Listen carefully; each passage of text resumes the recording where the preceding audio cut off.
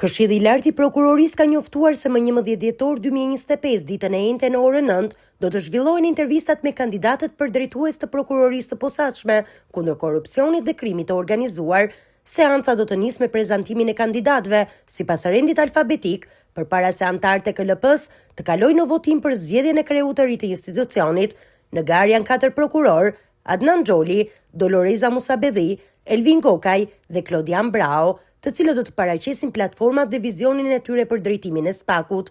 Pas intervistimit, sipas rregullores, KLP do të vijojë menjëherë me procesin e votimit, ku drejtuesi zgjidhet me shumicën e votave. Për vlefshmërinë e mbledhjes, kërkohet prania e të paktën 7 anëtarëve të Këshillit.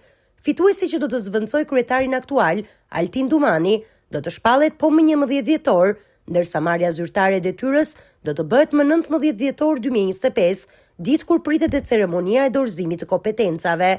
Drejtuesi i ri i SPAK do të ketë në dorë emërime kyçe brenda strukturës, si shefi i seksionit të korrupsionit, pozicion që aktualisht mbahet nga Klodian Brao, shefi i seksionit të krimit të organizuar dhe terrorizmit, ku zëvendës drejtues aktual është Adnan Xholi, koordinatori i marrëdhënieve me jashtë, pozicioni mbajtur nga Dorina Bejko. Këto poste caktohen drejt për drejt nga kreu i ri, i cili formon ekipin me të cilin do të punojë gjatë mandatit. Në prag të datës 11 dhjetor, vëmendja është përqendruar te platformat e kandidatëve dhe te vizioni që ata do të paraqesin për drejtimin e një prej institucioneve më të rëndësishme të sistemit të drejtësisë shqiptare.